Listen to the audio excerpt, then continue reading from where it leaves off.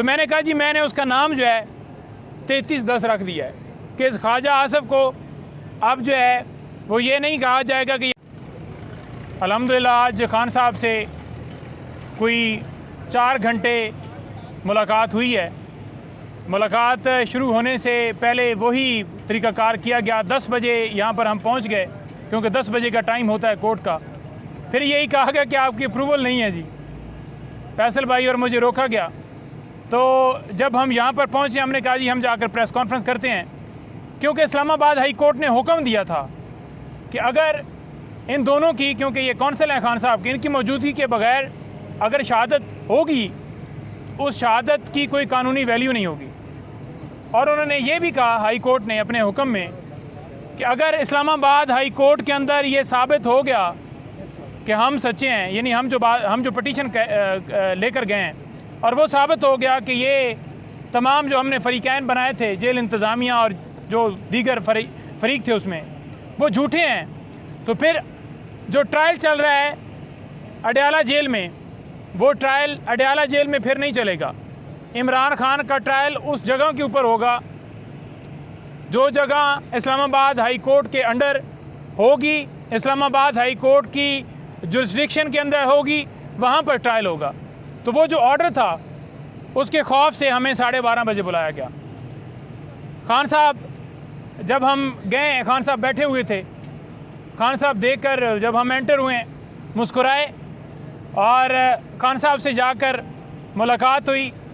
बड़ा अच्छा हमने फ़ील किया कि खान साहब को जाकर हम मिले हैं, क्योंकि मुसलसल 3 दफ़ा लगातार रोका गया। रोकने की वजह ये थी कि जो यहाँ पर खड़े हैं ये नोट बना के लाए हैं। ये नोट कोई अंदर नहीं मैं बैठ के बनाता रहा, ऐसा ना समझे कि कहीं मोबाइल लेकर गया हुआ था। वहाँ पर तो हमें पेंसिल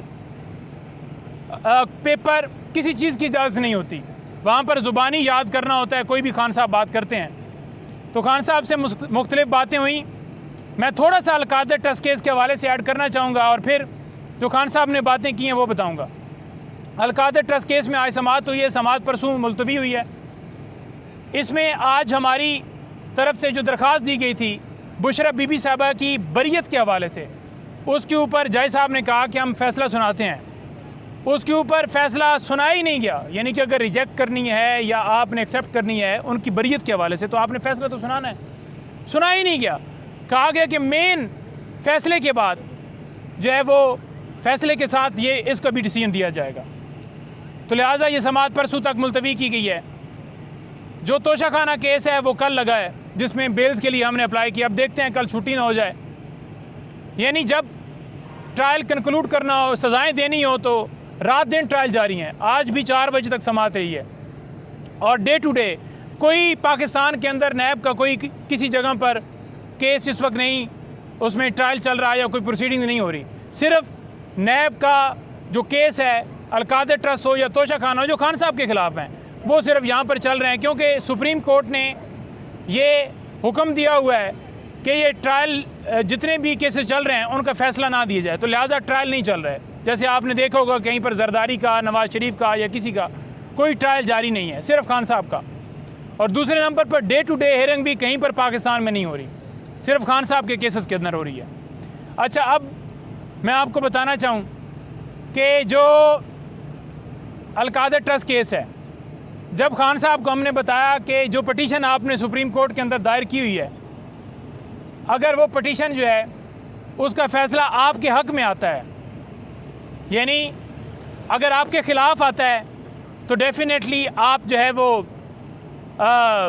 ये इसके ऊपर असर होगा। और इस वजह से उस फैसला दिया नहीं जा रहा अलकादर ट्रस्ट केस का, वो जो सुप्रीम कोर्ट में है, इस वजह से नहीं दिया जा रहा क्योंकि रीज़न ये है कि काजी फाइज़ साहब वो फ़ैसला लेकर बैठे हुए हैं 2.5 महीने से, और अगर 2.5 महीने के बाद भी फ़ैसला नहीं आया, उसकी रीज़न सिर्फ ये है कि जल्दी से जल्दी खान साहब को यहाँ से सज़ा हो।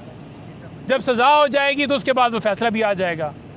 खान साहब को बताया कि अगर आपकी दरख्वास्त जो आप लेकर गए हुए हैं, यानी तरामीम को जो चैलेंज किया है, अगर आपके हक़ में फ़ैसला आता है तो डेफिनेटली वो एक असर रखेगा, आपके ख़िलाफ़ जाएगा, यानी कि इस केस के ऊपर तो असरअंदाज होगा।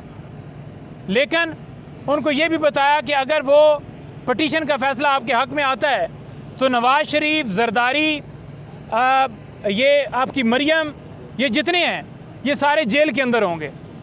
अच्छा, जब हमने ये बात बताई कि अगर वो पटिशन का फ़ैसला आपके हक़ में आता है तो ये सारे जो हैं अंदर हो गए। हालांकि उस पटिशन का खान साहब के हक़ में फ़ैसले आने का नुकसान है खान साहब को, क्योंकि खान साहब के ऊपर भी वो इम्प्लीकेट करेगा। लेकिन उन्होंने कहा कि नुकसान होता है तो हो, मुझे सज़ा होती है तो हो। ये नवाज़ शरीफ, ये जरदारी, ये जो मरियम है, ये जितने चोर लुटेरे जो इस वक्त NRO 2 लेकर फिर रहे हैं, ये सारे जेल के अंदर जाने चाहिए, क्योंकि इन्होंने लूटा है मुल्क को, इन्होंने डाका डाला है मुल्क को।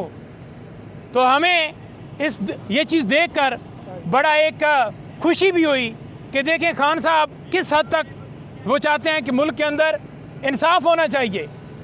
वो फ़ैसला बेशक खान साहब की पटिशन जो है वो कबूल होती है तो वो खान साहब के केस के ऊपर ज़रूर उसका डैमेज होगा, लेकिन उन्होंने कहा कि नहीं, फ़ैसला जो मैं पटिशन हम लेकर गए, हम उस मौक़िफ़ के ऊपर कायम है। तो ये होता है लीडर, और दूसरी तरफ होता है गीदड़। आपने देखा है लंदन एग्रीमेंट की बात की, खान साहब ने कहा कि मैं पहले दिन से कह रहा था कि ये लंदन एग्रीमेंट जो है इसके तहत मुझे अंदर डाला जाएगा, केसेस बनाए जाएंगे, पार्टी के ऊपर क्रैकडाउन किया जाएगा और इनको आके मसनद के ऊपर बैठाया जाएगा। उन्होंने कहा कि अगर काजी फाइज ईसा साहब सच्चे हैं, मैंडेट के ऊपर डाका नहीं डाला गया, अगर फंडामेंटल राइट्स की वोलेशंस नहीं हुई, अगर मुल्क के अंदर लाकानूनियत नहीं है, अगर दरखास्तें हमारी जो सुप्रीम कोर्ट में है वो नहीं उन्होंने अगर वो सच्चे हैं, वो समझते हैं कि वो ठीक कह रहे हैं, या मुल्क के अंदर डाका नहीं डाला गया, तो उन्होंने कहा कि फिर कमिश्नर रावलपिंडी को पेश किया जाए। कमिश्नर रावलपिंडी आए सुप्रीम कोर्ट में, उसकी स्टेटमेंट ली जाए, उसका बयान लिया जाए, साबित हो जाएगा कि कौन सच्चा है कौन झूठा है। कमिश्नर रावलपिंडी ने बता दिया कि किस तरह मुल्क के अंदर डाका डाला गया है। ओन चौधरी का भी उन्होंने जिक्र किया कि ओन चौधरी को ये इसकी शक्ल थी जीतने वाली। ये सारे फार्म 47 वाले हैं, इन तमाम लोगों को जितवाया गया है और हमारे जीते हुए लोगों को हराया गया है। उन्होंने कहा कि 8 तारीख को अवाम ने निकल कर फैसला करके बता दिया कि वो किस तरफ खड़े हैं। अवाम ने बता दिया कि वो मुल्क में कानून की बालादस्ती चाहते हैं। अवाम ने जो 9 मई का बयानिया था वो मुस्तरद कर दिया और आज प्रेस कॉन्फ्रेंस की जा रही हैं।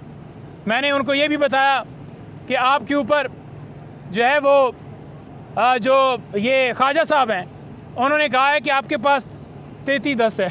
मुस्कुराए।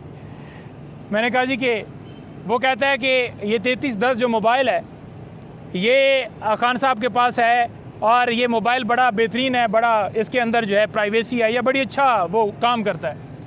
तो मुस्कुराए, उन्होंने कहा कि मेरे पास तो जैम्बर लगे हुए हैं, वहाँ पर तो सिग्नल ही नहीं है। तो मैंने कहा जी मैंने उसका नाम जो है 3310 रख दिया है कि इस ख्वाजा आसफ़ को अब जो है वो ये नहीं कहा जाएगा कि ये ख्वाजा आसफ़। तो उन्होंने कोई और नाम रखा हुआ था, तो मैंने उन्हें कहा कि मैंने तो सर रख दिया है कि उसका नाम जो है ना आज से 3310 है।